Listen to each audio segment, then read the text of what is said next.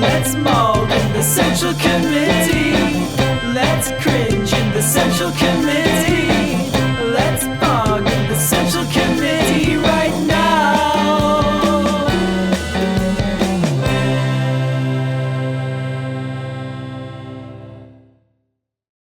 Now, this debate is part of the reason why so many people are frightened to debate Sam Seder.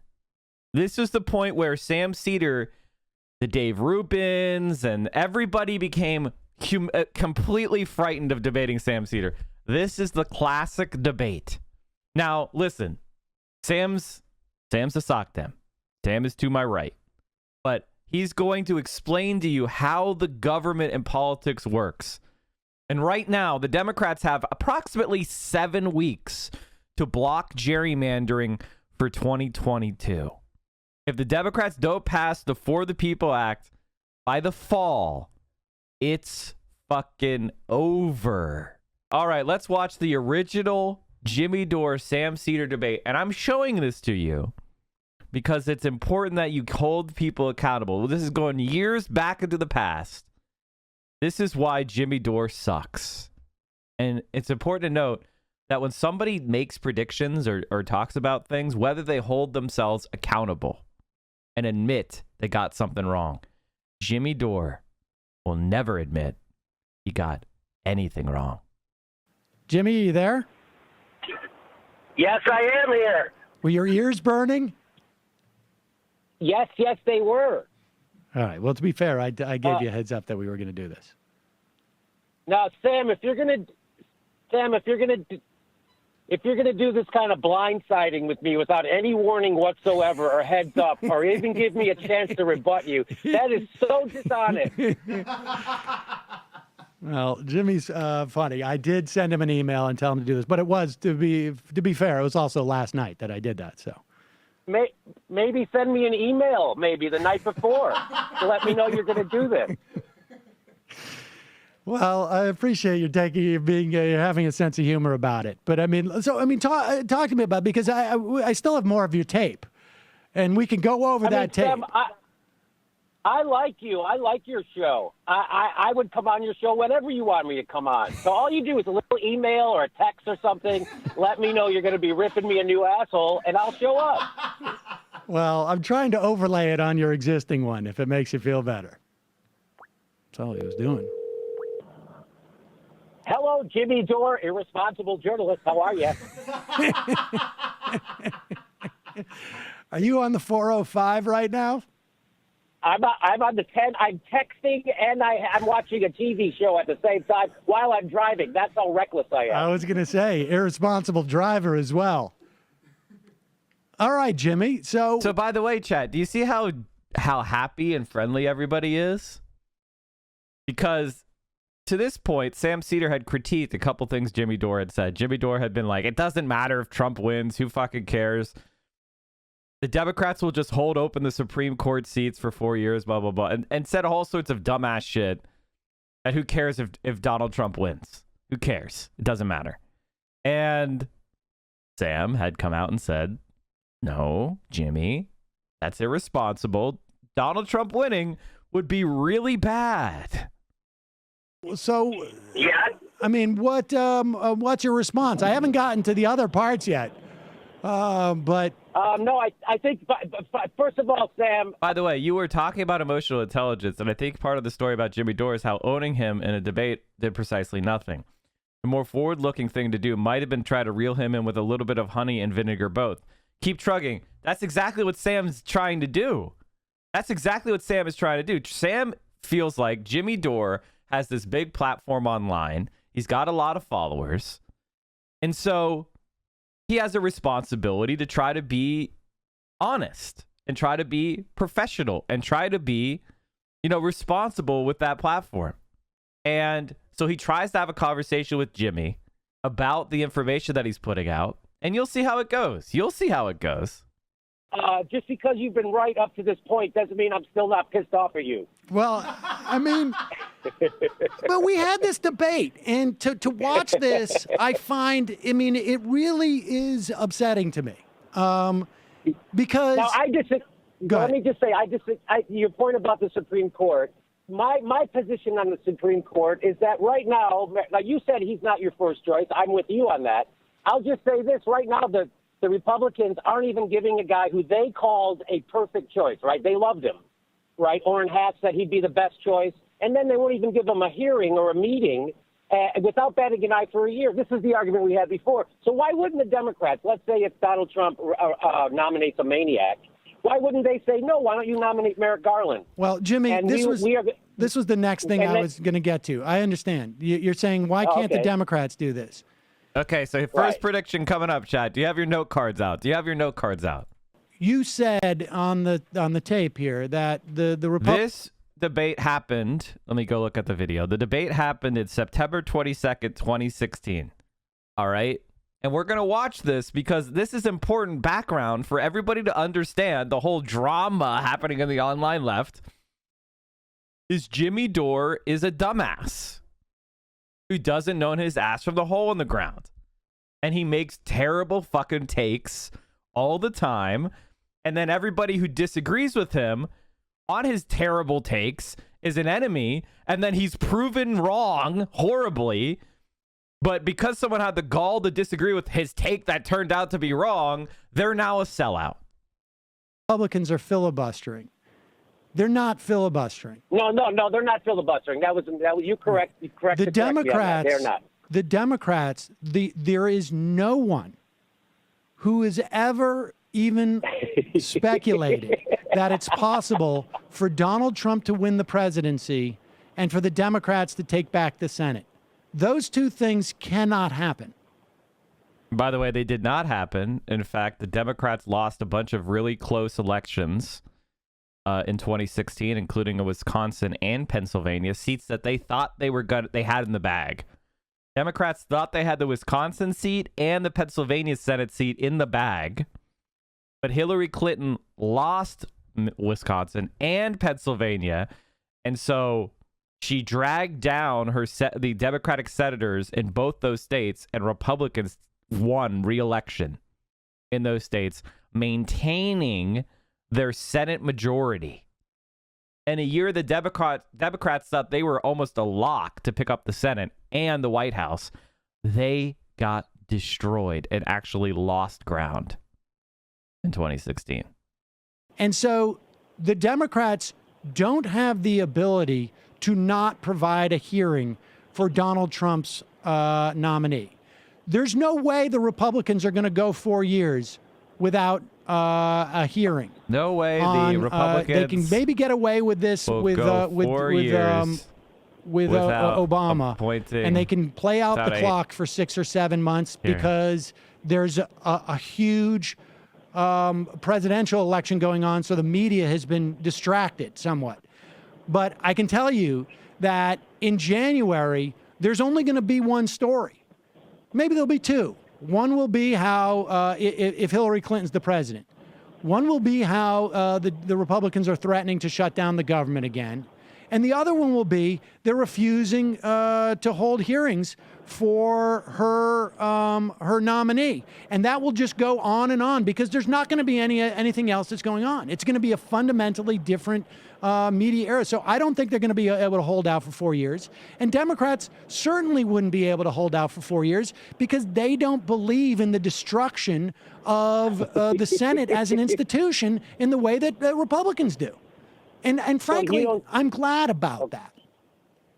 Okay, so you don't. So here's my theory. I'll just give you my theory: is that if the Republicans can do this to a guy like Merrick Garland, that they've already said is a great justice, for a whole year without batting an eye and paying no political price for it, I say the Democrats will be able to filibuster someone that Donald Trump nominated, and then in 2 years, the Senate, in my opinion, it would flip to Republican just because of. I agree with Chris Hayes when he says that if Donald Trump becomes president, it's the destruction of the Republican Party. All right, and Paul two predictions here. Democrats will be able to filibuster for 2 years Supreme Court seat. That's prediction one. Prediction two is Democrats will take the Senate in 2018. All right, those are the first two predictions from Jimmy Dore. Democrats will be able to filibuster for 2 years the Supreme Court seat. and Democrats will take the Senate. Biden is not going to usher any of his crazy policies through the Congress.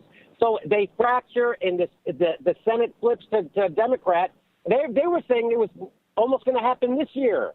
But, yeah, but you know the difference between, I mean, Jimmy, surely you know the difference between how many Senate Republicans are running for re-election this year versus 2 years from now, right?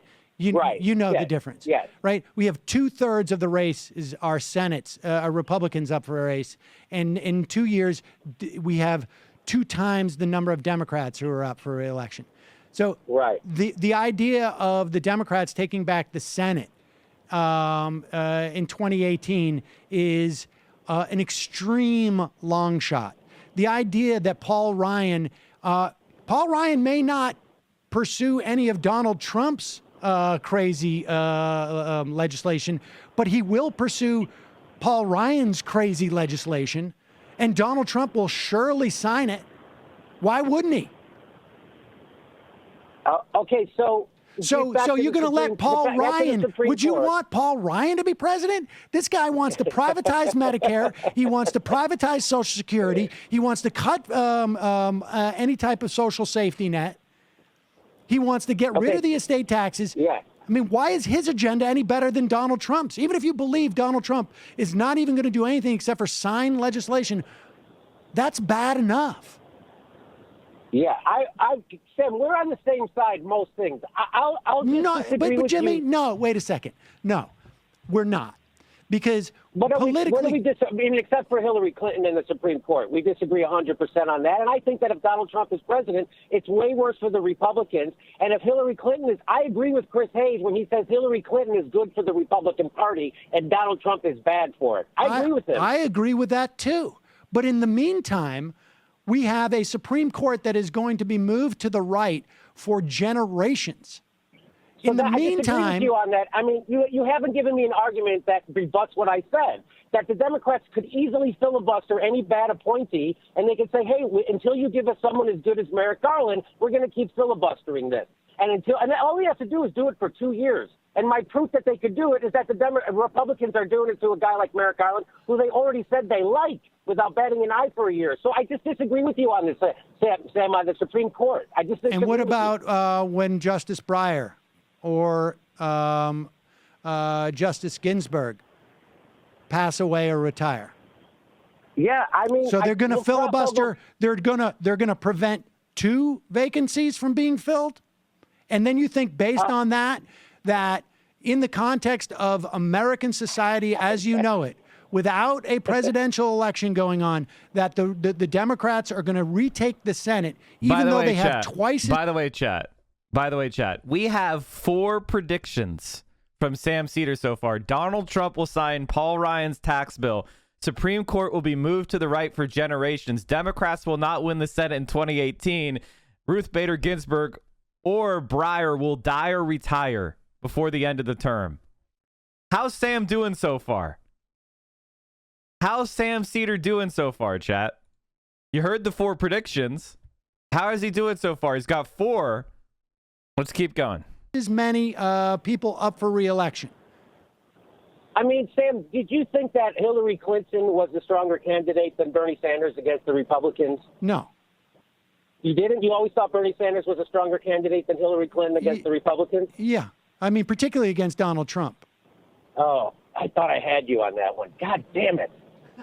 So I was trying to impugn your forecasting ability. I'm saying I don't agree with that forecast. You know, you're saying, what if there's 2 justices? What if there's 3 justices? I'm saying as it stands right now, the Republicans aren't even giving a hearing to a guy they say is great for a year. Why can't the Democrats do the same thing, Sam? Why can't they filibuster a bad justice? I don't know. Why can't I fly? Because I don't have wings. I mean, the fact is, Jimmy, is that you are taking. I mean, the what you're talking about. There's no. You're just positing things to happen. That is like, you know, it's like dropping a marble down a pachinko ladder and just saying like, well, if it hits here and it hits there and it hits there, it's going to land here. But the fact is, none of those things can logically follow each other. I 100% disagree with you. Well, I know that. Well, what do you say about the point that Chris Hayes made and Ben Howe made from Red State? They're both in agreement that they're telling Ben Howe is telling people, his conservative friends, to vote for Hillary if they care about the safety or the life of the Republican Party and the conservative movement. Because if Donald Trump is president, it wrecks it, and they won't be able to get a governing majority, he said, for maybe decades. So you can vote for Hillary Clinton. I'm going to vote for the destruction of the Republican Party, as according to Chris Hayes and Ben Howe. Well, I think Chris Hayes would tell you to vote for Hillary Clinton. And Ben Howe, but he's going against his own logic. I don't think he is. I suspect that maybe you're just misinterpreting what he's saying. Do I think that Donald Trump is bad for the conservative party? I mean, the conservative movement? Yes. I think he's bad for the conservative movement, whether he wins or loses. Is it bad for the Republican Party if he wins? I'll tell you what happens if he wins. What he wins is like people like Ben Howe lose. They lose their job. But there are other people who win. And those people will continue on, and they will just continue. It's not like the Republican Party is going to say, oh, what's become of us? I mean, look at the way they're reacting now. Yes, I agree. So we've got another prediction from Sam Seder. Anti-Trump Republicans will be pushed out of the party. Wow. This is, remember, September 2016. Sam Seder, prediction. Anti-Trump Republicans will be pushed out of the party. Motherfucker, we've got 5 predictions from Sam Seder. And this is before they happen. This is not hindsight. This is not a description of what has happened. This is Sam Seder in September of 2016 predicting the future. Some people have asked me, Mike, why do you like Sam Seder? Isn't he kind of like a sock them? Isn't he kind of to your right? My man is a smart guy. Let's keep going. My idea, just let me clarify that idea of people coalescing. I mean that if Hillary Clinton is president, like right now, Barack Obama's president, he's pushing the TPP, which you pointed out a lot of Democrats are against, right? Right. Yet there's a chance he still might get it through, which is why he's pushing for it, because he knows there's a chance.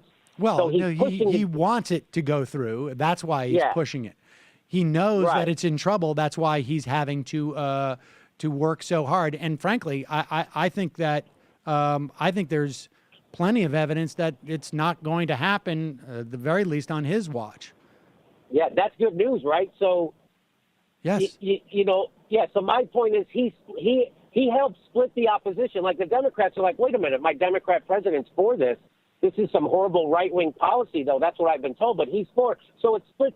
If it was a Republican proposing this, all the Democrats would coalesce, all the independents. If it was a Republican proposing this, it would have passed already because they control both houses of Congress, and it would have passed. Okay, I hear what you're saying. My theory. Do you refute that? Do I refute that it would have already passed? If it was George Bush or Donald Trump right now, and you had a Republican Senate and a Republican House, that the TPP wouldn't pass? The reason why the TPP is not going to come up for a vote in the lame duck session is because it's Obama trade. Right. So you're saying the Republicans don't want to be seen going along with anything Barack Obama does. Right.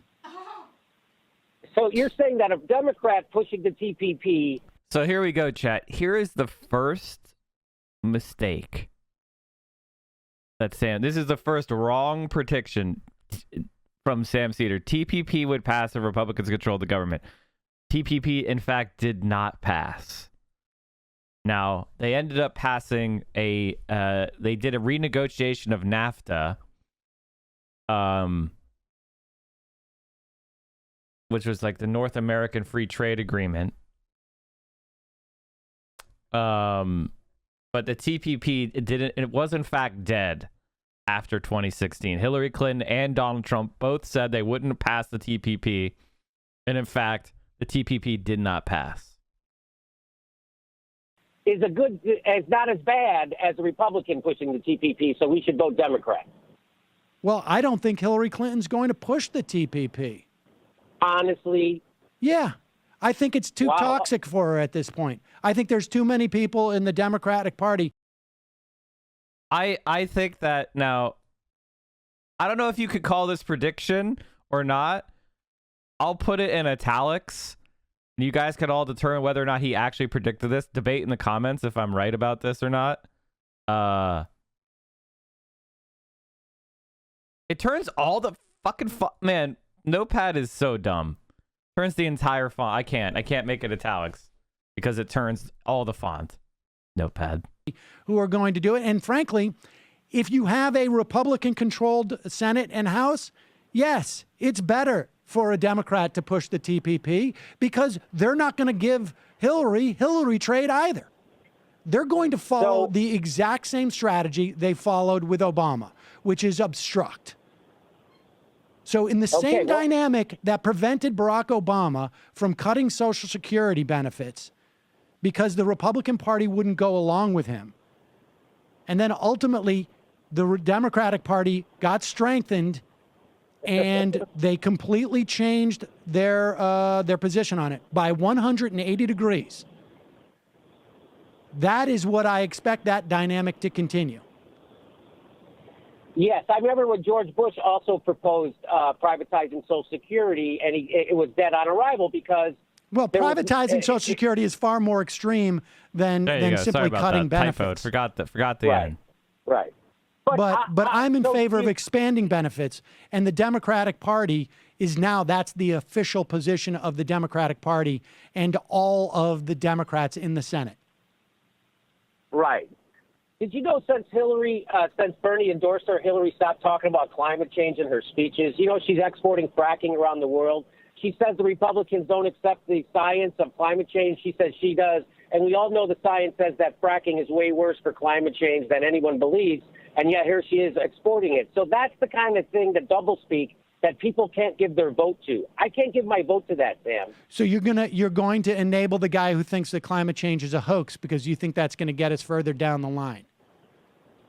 No. I say it's time for a revolution, and we have to throw off the neoliberal agenda, which is pro-fracking, which is anti-climate change and anti-science. And we are going to have to. Right now. Do you think Donald Trump would have okayed the Keystone Pipeline? Yes. Me too. Do you think Donald Trump will do that when he gets into office? Yes, I think he'll do all the bad things you can think of. I think that. Why would you not Why would you not want to put someone in who's in position who is going to be relying on your votes to get reelected, who's going to have to address Bernie Sanders as a powerful senator in her own party? Why would you not want that person who is closer to, even if you think that she's a horrible human being who is going to continue to wreck the planet, and you and I maybe we agree on that. Why would you not want that person in charge because they are more accountable to Bernie Sanders and Bill McKibben and to the Democrats in the House who are against these things than Donald Trump, who could give F all about those people and, in fact, benefits politically from telling them to go F off. By the way, Chad, keep in mind, this is well before AOC existed. The squad did not exist. The squad did not exist. This was, you had a couple people in the House that were against these things. The squad wasn't even an apple in anybody's eye at this point. Right, and my reason is because I'm playing a longer game. I see we obstruct Trump. How much time do you think we have? 2 years. 2 years? 2 years, and then 2 years we flip. And by the way, and people are forgetting, that they're going to be redoing the gerrymandering based on the census that's coming up, right? Why do you think the Democrats are going to control the state houses? No, they're not. That's what I'm saying. That what's happened is that when Barack Obama was president, that people vote against him. On midterm elections, it goes against the incumbency. So that's what people more often than not, but not in 2002. Okay, so my point being that I don't think a Democratic presidency helps fix any of the problems we really need to fix. In fact, it makes a lot of them worse. And the Democrats got in bed with So Wall let me Street, ask you Sam. this. If Bernie And Sanders let me was the just- nominee, Jimmy, would you continue to espouse this? Because, of course, this would mean the end of the Republican Party as we know it in the conservative movement. So would you also not vote if Bernie Sanders was the nominee? No, because Bernie Sanders isn't a neoliberal. I'm saying that people don't realize what they're getting with Hillary is not the opposite. But of your Donald theory, Trump. your theory of Donald Trump is that the reason why you would enable his presidency is because it's going to destroy the conservative movement. I mean, so why? It's short term. I mean, why wouldn't you? Why wouldn't you espouse this if it's only going to be 2 years and we can weather the storm and the Democrats could? Why would you support Bernie Sanders? Well, it's a risk assessment, right? So right now, if my choices are Donald Trump or neoliberal, warmongering Hillary Clinton in bed with Wall Street frackers and the Stevie, big pharma, thanks for tier one. I'm going to say the risk. I'll take that risk of Donald Trump destroying the Republican Party. But if I get a real progressive and at the So part of the reason why Jimmy Dore has such a big following is because of his anger, right? The one thing that's missing in American politics on the left is righteous anger. There's not enough righteous anger. It's one of the things that I knowingly let myself express on my stream because there's not enough righteous anger in the world. There's not enough on the left. And Jimmy Dore, and this is really a TYT thing. This is a Cenk Uygur thing. This is an aggressive progressives thing. Part of the reason why TYT grew online is because it offered a different tone and a different voice than the other, left-leaning media that were all this hoity-toity, like, I do declare the Republicans are uncouth, right? And TYT and Cenk were able to go out there and go, fuck it, it's insane, it was crazy. And they were able to rage against the establishment, against the Democrats, and provide righteous anger. So Jimmy Dore, and that's why he has the following he has, because he was on TYT, and that was Cenk's philosophy. That was Cenk's philosophy, and he picked people that he thought had that righteous anger, because that's the kind of shows he wanted to do. He wanted to give that outrage a voice. And that presentation was not available before TYT. Honestly, it basically did not exist, the righteous anger angle. So Jimmy Dore provides that outlet for a lot of people. We all look at politics and go, what the fuck is going on? Am I taking crazy pills? It's like that scene in Network. I'm as mad as hell and I'm not going to take it anymore, right? Everybody's shouting that out. Instead of out their window, they're shouting it on their Twitter feed. And that's part of why people liked Bernie Sanders and they like Nina Turner and they like AOC and they like the Squad because those people are righteously angry about the shit they should be righteously angry about. I hate Jimmy Dore, but I hate how much entitlement Sam Seder displays by harshly criticizing the moral voting of others. Some people just have moral lines they won't cross. I didn't vote for Biden because it went against my moral limit to offer power to someone who hasn't been known to abuse it. Reasons are important, but if someone feels they can't do something because it crosses a value of theirs, then it's not your place to shit on them for preserving their own self-beliefs. Okay, Remy, I got to be honest with you. That's not what voting's for. I'll give you an analogy that maybe it'll help you understand. Politics is about power. Politics is war by other means. I'm doing a little bit of a corollary there of another famous quote. We do politics so we don't fight with guns and bombs and knives and poison. All right? That's why we have these elections, because we're play acting war. In the past, before democracy, factions would contend with intrigue, with violence, with revolution, with war. And we said, that's a bad idea. How about we all agree that every couple of years, everybody can vote to replace these leaders or not? All right? That's what voting is. So the question is, do you want power or not? That's what it's not about your morals. Would you go on a battlefield and go, I'm out of ammo, but that ammo supply is from somebody that I really don't like that much. So I'm going to sit here and get shot by the enemy. That seems pretty silly, right? That seems pretty fucking silly. I hate Hillary Clinton. And a lot of the corporate Democrats are actually traitors from within. You're right about that. But the Republicans under Donald Trump are fascists. They reject minority equality. They reject LGBTQ rights outright. They want to build a society where the rich are taxed and your children are either working minimum wage, slave wage jobs, and the climate is being destroyed actively. They're trying to make it worse. Now, we make a calculation. I calculate, I don't care whether or not I like Hillary Clinton or not. I say, will voting for Hillary Clinton or Joe Biden or whoever else materially advance anything that I care about? More so than the other side. So I care about a whole range of issues, right? From climate change to women's rights to LGBTQ rights to labor to unions to the environment, you name it. I've got a million unnamed things. And I say, on net, which side will marginally improve that? Which person?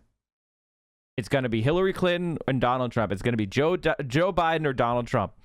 And if I can detect any material difference on any issue, so much so that voting for one is better than the other, then I vote for that person. It's not because I agree with all their shit. It's because I'm making a cold-blooded calculation on all those things I care about. That's it.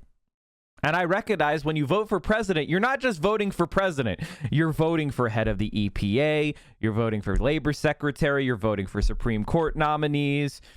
You're voting for all the regulations of the federal government.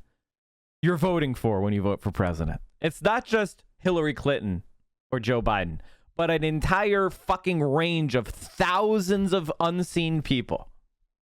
And I have to ask myself, if the thousands of unseen people are going to put out better policies that agree more closely with me than the 1,000 unseen people Donald Trump is going to appoint. And I can tell you right now, they do. Some of them are going to be a lot worse than others, and some of them are going to be really good. Right now, for example, if I wanted to do a positive stream, Joe Biden just appointed one of the most anti-monopolist, antitrust leaders to, I think it was to the chair of the Federal Trade Commission, if that's not right. Unlike anything I've seen at the FTC, Biden's chair makes her public debut. Under Biden's nominee, Linda Khan, the agency met in public for the first time in decades and split along party lines on an aggressive enforcement agenda. We have an entire enforcement body that's been gutted since 1980 under Ronald Reagan coming back alive, and it's going after big tech. That's fucking awesome. That's great. Biden sucks. But remember, you're not just voting for Trump or Biden. You're voting for 1,000 other people. Do you want Republicans, scum, corporate, sellouts? It's no question which is worse. The country is behind, and he can raise awareness and consciousness about what it means to be a real socialist, that we're the richest country the face of the earth has ever seen, and we can afford universal health care, and we can afford a college for everybody, and we can regulate Wall Street and have a good economy. I'll take that bet. That's my risk assessment there. But if my risk assessment, my choices are Hillary and Donald, that's a different risk. And so you have basically said that you've basically said that the Supreme Court is irrelevant in this assessment too, right? No, because let me just get this clear. Because the Democrats are going to filibuster for 2 years, then the Democrats are going to take over the Senate, and then for 7 months, they're going to continue to filibuster for another 2 years. And because of the collapse of the Republican Party, we're going to get a Democrat that you can support. Who might that be? Do you have an idea 4 years out who the Democrat you're going to support for president is? Or is it going to be Jill Stein? I like Elizabeth Warren. Okay, so you think Elizabeth Warren is going to run 4 years, and she's going to get elected, and then everything's going to be fine? Chad, I thought you would get way more reactions to that. I thought you would react. Okay, God damn it. I hate that this chat broke. I thought you were going to react. I like Elizabeth Warren to run in 2020. Jimmy Dore predictions. Jimmy Dore predictions. Jimmy Dore predictions. Jimmy Dore predictions. Jimmy Dore predictions. That's the plan? I mean, Sam, my plan is to filibuster any bad nominees that Donald Trump nominates, and we come to a compromise. Hey, so you think the Democrats compromise. can maintain a filibuster over the course of those 4 years if there's 2 vacancies or 3 vacancies? Yeah, you think that Donald Trump can keep nominating maniacs to the Supreme Court who isn't a compromised judge? Why can't we force him to nominate a compromised judge? Why wouldn't we put the pressure on him? By the way, you act like I would just say scandals. Thomas, There will be constant Alito, scandals, Roberts. constant scandals surrounding Donald Trump. He will be the most ineffective president. This whole idea that somehow he will be equal standing when he nominates someone to the Supreme Court is ridiculous. They're gonna rip him a new one every time he does something. He will be over scrutinized. Hillary won't be as scrutinized as You're him. going to and that's have why a I'm afraid of Democratic her. Senate and Congress for 2 years. They're going to be able to pass every single piece of legislation they want. He meant Republican, Chad. He meant You're Republican. saying Republican. in 2 years. Well, You're going to have a saying Republican this- House, a Republican Senate, a Republican for 2 president years. for 2 years. For 2 years. Yeah, I know this is my risk assessment. My risk assessment is that when Donald Trump proposes crazy stuff, we can coalesce, we can block him. Also, the Democrats can filibuster horrible stuff in the Senate. I'm saying fight, don't give in. Okay. Well, I mean, you've made your case. It doesn't sound. I mean, Sam, I understand we disagree, and I could be wrong. I'm saying this is my risk. No, Jimmy, you're wrong. I don't think it's because I don't understand. It is. Because I don't understand what's going on. It is because because the idea that Peter Thiel and Merrick Garland would rule the same and there would be no demonstrable difference is absurd. It's absurd, Jimmy. I'm sorry. It's absurd. That's absurd. not my idea. That's not. I don't know. I agree. I don't even know who Peter Thiel is that much. So I that's not my idea. That was what.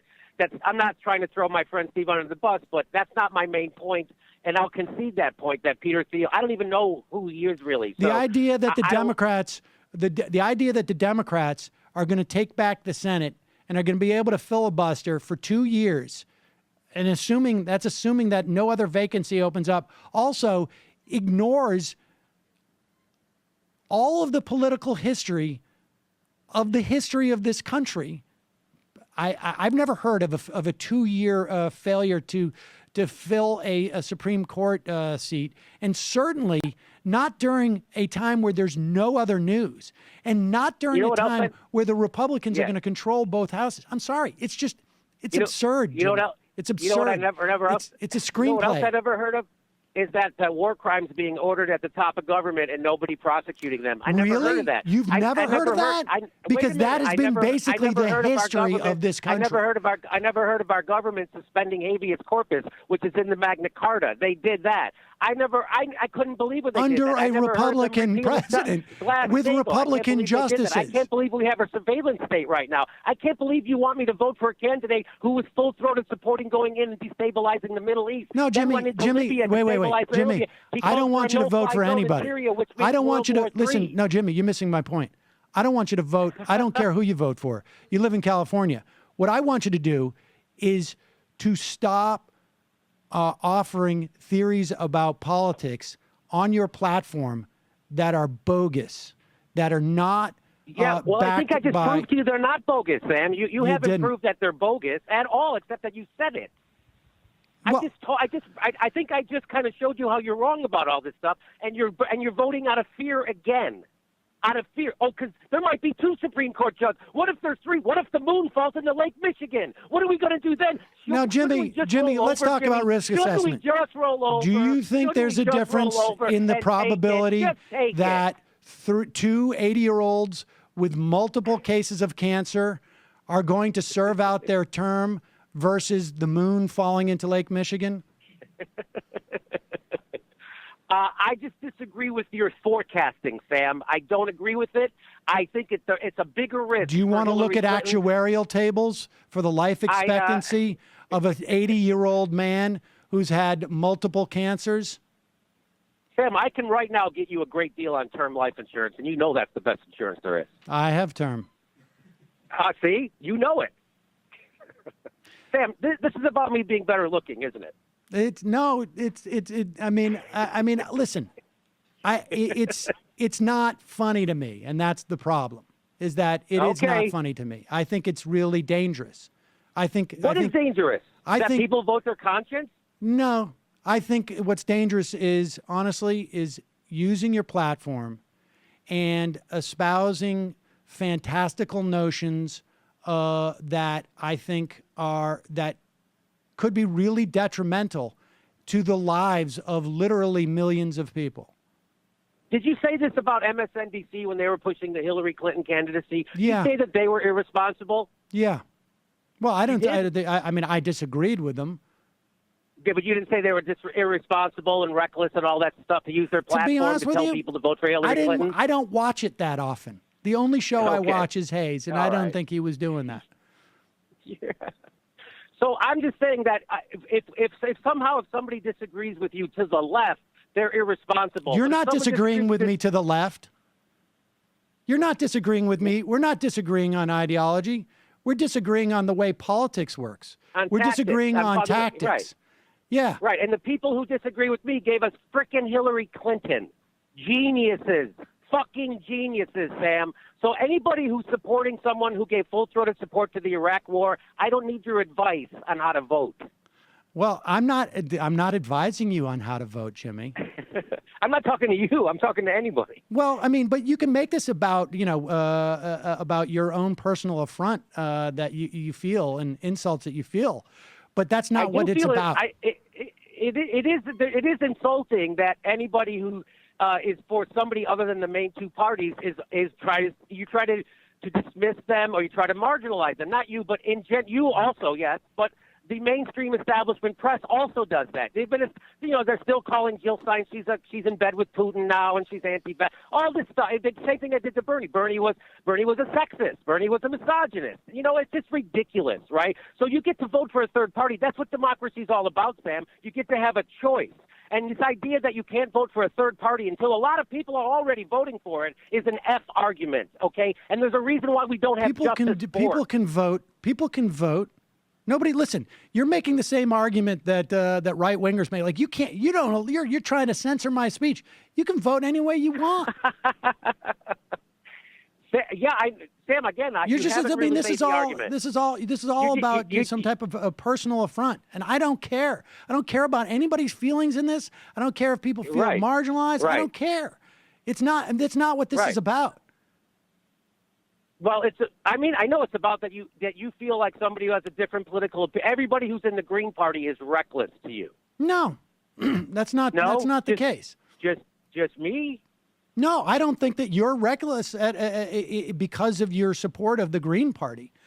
I think you're reckless because of the way that you're articulating tactics and the idea that you're dismissive of the Supreme Court, and you're basically not providing any context for the plan that you have, that this is going to long-term work out well for people. I mean, just in the past 5 months, we've seen the importance of having even a split Supreme Court in terms of enfranchising hundreds of thousands of voters, in terms of maintaining the existence of public sector unions. I mean, I agree. Sam, I agree with you on this. It's very important. The Supreme Court is so that's a straw man. I don't think it's not important. I think it is very important.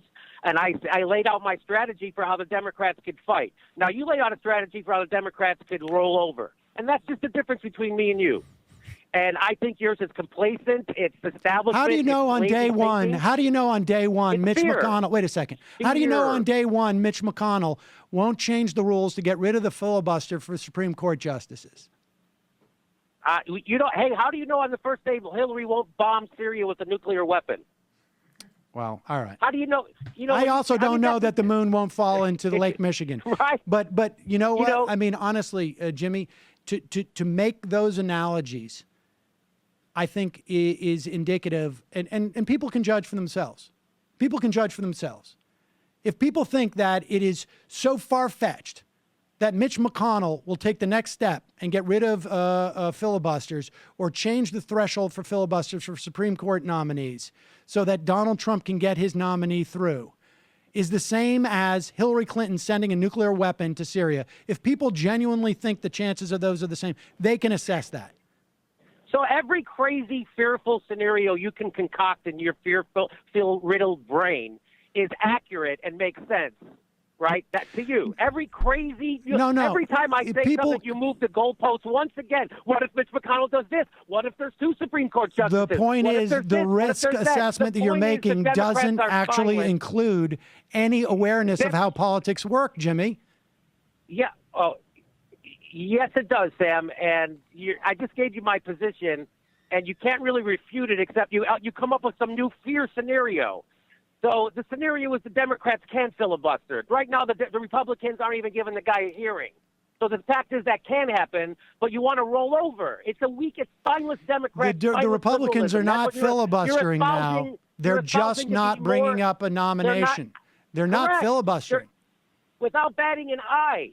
Without batting an eye, they won't fill that seat. And I'm saying the Democrats could do the same thing. And you're saying they won't. Look at the polling of the Democratic Party. Look at the polling of the Democratic Party. The Democratic voters don't want their senators to do that. Republican voters do. Do you think that means nothing? Oh, say it again. If you look at polling. Okay, so this is the argument that I most disagree with Sam on, which is just basically the idea that people care about the tactics that are being used within the Senate. They don't. Voters do not care. And in fact, most of the diehard Democratic base voters just watch MSNBC and they take the talking points from MSNBC, and whatever the talking points from MSNBC are, they advance those. If the Democratic Party called up their contacts at MSNBC and said, we are going to overturn the filibuster, get everybody on board, MSNBC would just be repeating those talking points. So this is the weakest argument that Sam makes. I just hardcore disagree. It's not, Democratic voters are not going to be mad at their own party for doing things. They're not. They would support that 100%. As to actions of Democratic senators versus Republican senators, Republicans don't want compromise. Republican voters. He's right about Democratic the Republicans here. Voters do. Now, you and I may not agree with that, may not want Democratic voters to compromise, but that's what they do. I think Sam has changed his mind on this. React. Yeah, Sam has changed his mind on this, by the way, which is the point, which is fine. You should change your mind. When new information comes in, you should change your mind. I'm just saying this argument is just dog shit. To what voters want. We all know they don't. They do in this instance. We know they that. do. We do know they do that, right? We do know that because we've never seen, Democratic politicians come out and say, "I won't compromise my principles. I won't compromise." Writing this down. I'm going to write this down. Sam Seder. Remember, this is before the squad. This is Bernie Sanders just after Bernie Sanders' first presidential campaign. This is September 2016. And so Sam Seder was making predictions about what was going to happen if Donald Trump won. I have the predictions for Jimmy Dore and Sam Seder on the screen. We've been writing them down, and we're going to fact check each one. We're going to go through and see if Sam Seder is correct on every single one of these points or not. Says that Congress responds to the will of voters. This is a new one. All right. That's a new one, because we know it's been proven scientifically, Sam, that that's not true. That's why we already live in an oligarchy, Sam. We already know that. I agree you with don't know that? Haven't you read those articles? No. Jimmy's right about this, which is that the opinions of the everyday voter does not get the things accomplished. It has no bearing on whether a law passes in Congress. Jimmy's right about this. I've interviewed all those people, Jimmy. Look, let me say something. Sam agrees with that because he's interviewed the professors who wrote the papers. Sorry, what? I've interviewed all those people who wrote those articles. Oh, so you know this? Yeah, I do know this. Now, Jimmy, look.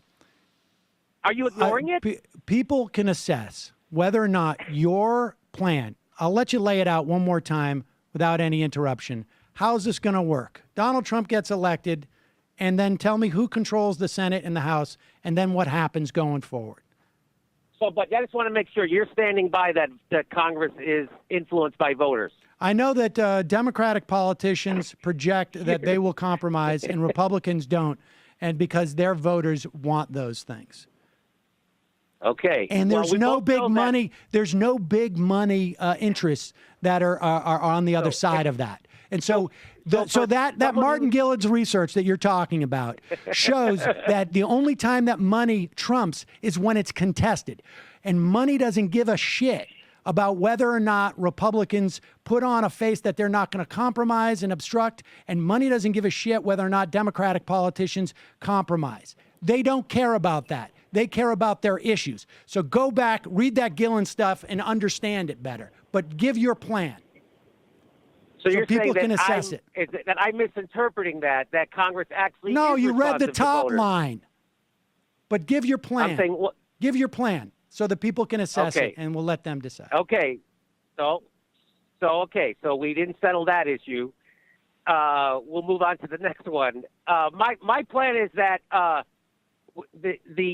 if you're an environmentalist, if you want to re-regulate Wall Street, if you're for less war, if you're for fighting climate change, if you're against fracking, if you're in that movement, that the Democratic Party offers you a graveyard, that you're going to have to fight those same people.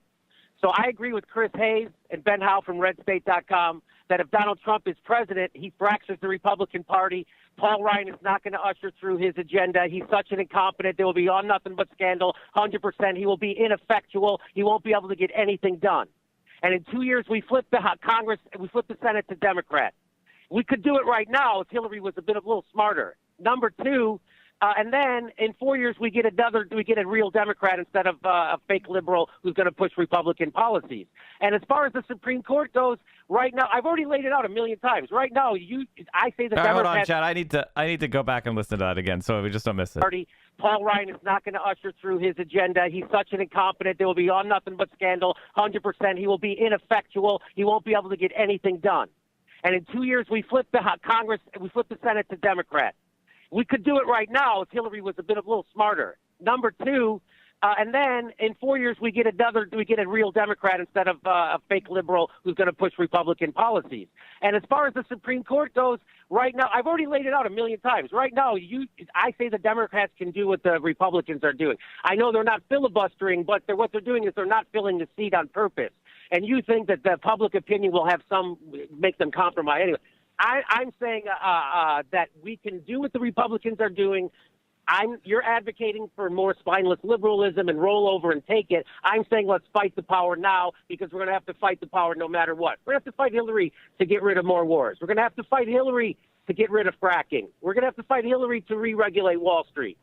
So that's my position. I appreciate you letting me make it, and I understand that you think I'm uninformed. And I don't think that of you. I think you're very informed. I think we just disagree. And I was kidding. I think you're more handsome than me. Well, I think we look very similar, frankly. And I know we buy all our clothes and get our glasses at the same place. I mean, I think it's people would have trouble picking us out of a lineup. I mean, yeah. I think. There it is. I mean, people can assess whether or not the chances of the Democrats taking back the Senate in 2 years, whether or not Democrats. It would be nice if they did a unprecedented filibuster for 2 years, and that there's no danger of other Supreme Court justices passing away, and that at a time where there will be no major election of a reality show star to attract people's attention away from they're preventing a ninth justice from sitting on the court, and perhaps an eighth justice from sitting on the court. All that would be wonderful if that were the case. And it would be great if a Republican Senate and House and President passed no legislation and didn't in any way harm climate change, didn't reverse the Paris Accords, as small as a step in the right direction as they may be, or undo things like, I don't know, FDA regulations, EPA regulations, education regulations. That would be great if all that happens. And for your sake, I hope you're right that all those things do happen. And I hope you're right I hope I'm right too. I'm not saying, I'm saying I'm taking a calculated risk. And when the choices are Hillary and Donald Trump, I'm not telling anybody to vote for Donald Trump, by the way. I'm saying if you want to hold your nose and vote for Hillary, that's okay too. I'm just letting people know that there's another work out. That's what I'm saying. And that all the pundits who thought they knew everything about everything are the ones who led us to this position right now. All the pundits who've been screwing over working people for 30 years. I'm a pundit who thinks he knows everything about everything, and I don't feel like I'm Wait, Sam predicted Trump entering the private. Did I miss that? No, I've been telling people it's mostly Sam Seder. Did I miss something? You vote for Donald Trump, by the way. I'm saying. I hope you're right that all those things do happen. If all that happens, things like, I don't know, FDA regulations, EPA regulations, education regulations, that would be great if all that happens. And for your sake, I hope you're right that all those things do happen. You went a little bit further? The Paris Accords, as small as a step in the right direction as they may be, or undo things like, I don't know, FDA regulations, EPA regulations, education regulations. That would be great if all that happens. And for your sake, I hope you're right that all those things do happen. And I hope you're right I hope I'm right too. I'm not saying, I'm saying I'm taking a calculated risk. And when the choices are Hillary and Donald Trump, Dore, I'm not telling anybody to vote for Donald Trump, by the way. I'm saying if you want to hold your nose and vote for Hillary, that's okay too. I'm just letting people know that there's another work out. That's what I'm saying. And that all the pundits who thought they knew everything about everything are the ones who led us to this position right now. All the pundits who've been screwing over working people for 30 years. I'm a pundit who thinks he knows everything about everything, and I don't feel like I'm responsible for where we are right now. No, I've been telling people it's mostly Sam Seder. Well, as long as they spell my name right, then that'll work out. Well, Jimmy, I appreciate your calling in, and hey, I appreciate you treating me fairly, and it's okay if you call me names, so I know you like me. I didn't call you any names. I say it's okay if you do in the future. All right, okay. Jimmy. Thanks for calling in. All right. Thank you. Bye. Take care. Bye, Michael. Bye. I'm like like a kid, like conflicting family system here. Hey folks, Sam Seder here. I just got back from a company-wide meeting. Accounting is really coming down on me hard. We need to get to 100,000 subscribers as soon as possible. So please enjoy this channel. Subscribe right up. Chat, did they ever get to 100,000 subscribers? Oh, they got to 1.14 million so far. All right, chat, let's quickly go through all the predictions, okay? Let's quickly go through all the predictions, all right, of Sam Seder. Let's go through them. Okay. Sam Seder. Donald Trump will sign Paul Ryan's tax bill. Good morning, everybody. Thank you very much for being here, and Merry Christmas, Happy New Year, have great holidays.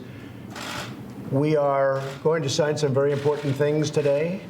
One is a continuing resolution that very importantly gives us the right, and we are ordering $4 billion worth of missile defense equipment and missiles themselves. Very important, top of the line, best in the world. We make the best military product in the world. Nobody is even close. So we're ordering $4 billion worth of missile defense, and that will be done by signing right here. $4 billion for that, and $700 million for various other military. Okay, hold on. This is so boring. Oh, fucking Christ. Cutting taxes, we're taking care of our military, and we're taking care of people. And we're really doing a job on jobs. So these folks have been so fantastic that I had to call them out. And plenty of others, believe me, Republicans in the House and Republicans. Military having to do with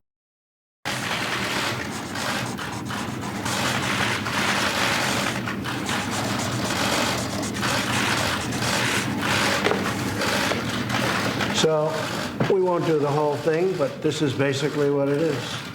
That's your bill.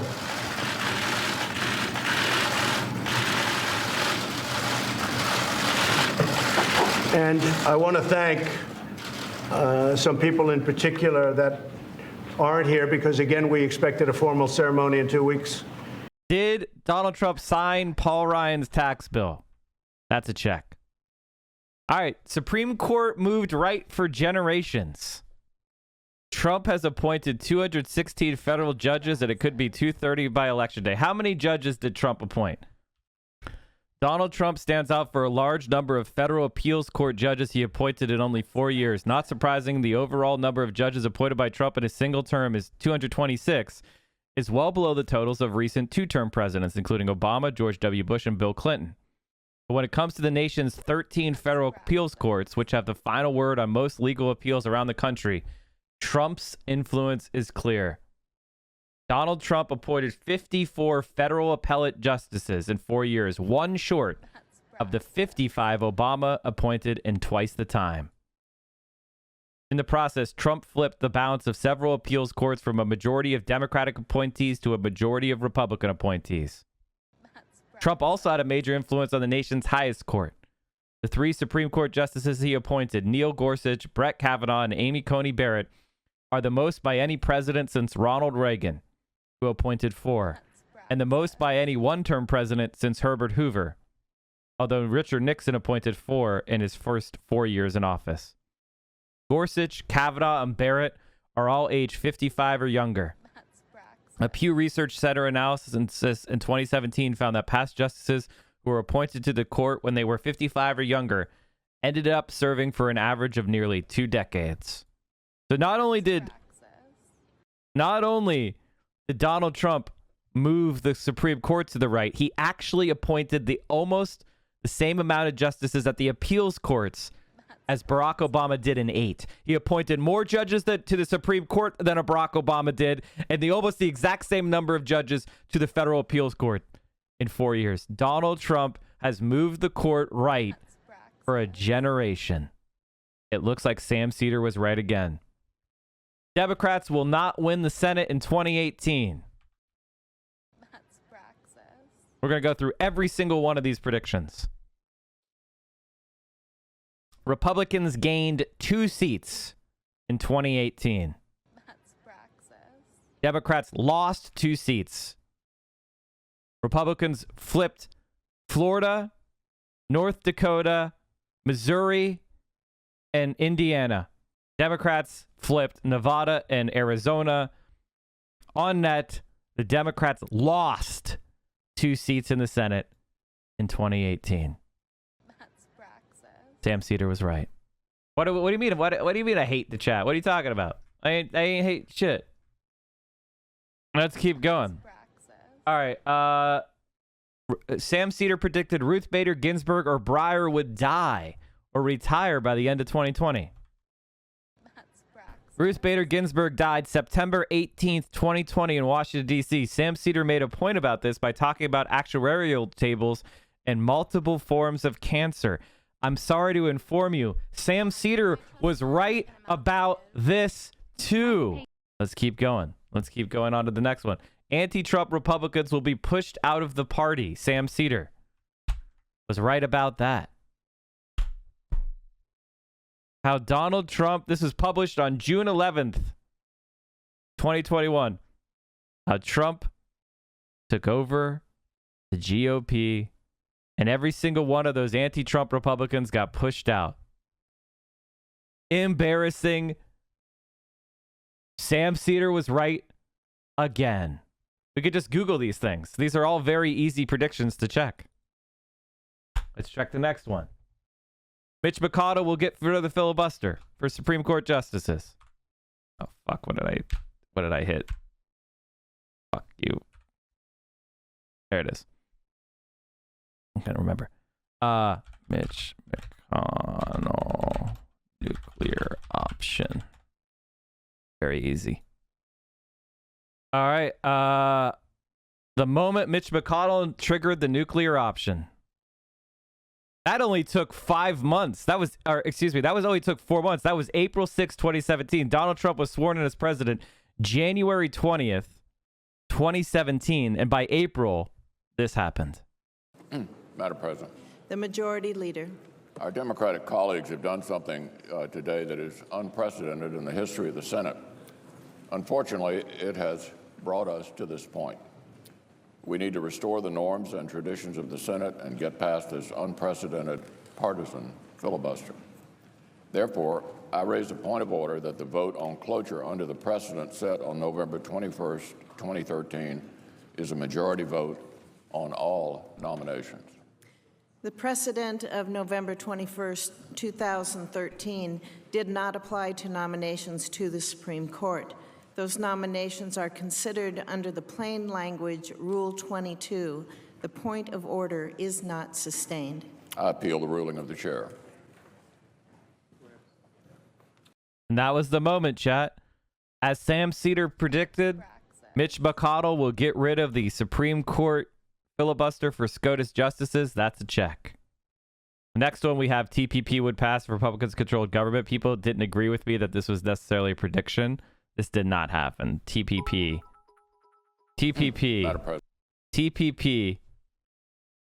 is dead. That's Praxis. I really appreciate the stream. So it didn't happen. I've learned so much. So let's give that an X. And then he also said they would end EPA regulations, FDA regulations, Paris Accords. The Trump administration rolled back more than 100 environmental rules. Here's the full list. United States withdrawal from the Paris Agreement, June 1st, 2017. So let's go ahead and just give that a big old check. So Sam Seder, depending on whether or not you think the TPP, if Republicans control government thing is true or not, Sam Seder got every prediction right. Let's go to the Jimmy Dore predictions. Democrats will be able to filibuster Supreme Court nominees for 2-year Supreme Court seat. Nope. I like Elizabeth Warren to run in 2020. I just want to be able to sit on my porch and drink homemade whiskey. Why Elizabeth Warren would lose to Trump? He wanted Elizabeth Warren in 2016. He was like, Elizabeth Warren should run. In 2019, why she would lose to Trump? Whoops. What if there are 2 justices? What if there are 3 LMAO? What if the moon falls into Lake Michigan? What if the moon falls into Lake Michigan?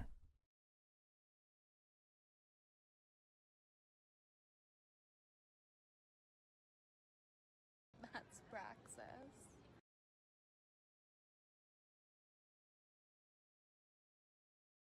What if the moon falls into Lake Michigan? Democrats will maintain the filibuster for 4 years on any judge. Democrats will take the Senate in 2018. Trump will split the Republican Party. Trump will not get anything done. In 4 years, we will have a progressive president. Jimmy Dore was not right about a single one of his predictions. Not one. I mean, Elizabeth Warren did run in 2020. She just didn't get the nomination. He said, I like Elizabeth Warren to run in 2020, meaning she was going to win the nomination and become the progressive president that he would support. He liked Elizabeth Warren in 2020, but by 2019, he's saying she would lose to Trump. His strategy was, if Trump wins, it's not a big deal because I like Elizabeth Warren to run. But 3 years later, he was saying she was bad. He's a fraud and he's dumb. Now, I didn't like Elizabeth Warren in 2020 either. But I didn't say electing Trump was going to get her to win. And this is why Jimmy Dore hates Sam Seder. This is why Jimmy Dore hates everybody who disagreed with him and said it was irresponsible on that his predictions was wrong and he didn't know anything about politics. And Jimmy Dore turned that into a personal fucking slight. That's what he did. That's what he did. And then it gets to the point, and here's where the frustration goes, because the squad comes in. The progressives start growing in power. Bernie Sanders is running in 2020. And what is Jimmy Dore doing? He's attacking the left of the Democratic Party. He's calling them sellouts. He's calling them frauds. He's saying that force the vote is a good strategy when he has not been right about a single fucking thing. And what does he do? He turns his audience, and he's irresponsible, and he says we could work with Boogaloo Boys. We could work with the Boogaloo Boys. We could work with the right wing. I'm going to attack AOC and tell you to work with the Boogaloo Boys. That's where we're at now. I think Jimmy Dore's predictions about what would happen if the Boogaloo Boys or the far right took power are just as accurate as what he thinks would happen when Donald Trump won. I wonder if those EBA regulation rollbacks had anything to do with this.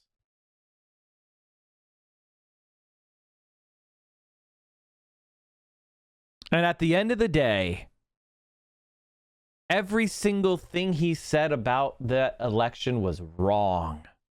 Say what you will about Jimmy Dore, but why is force the vote a bad idea? Because it would be a loser.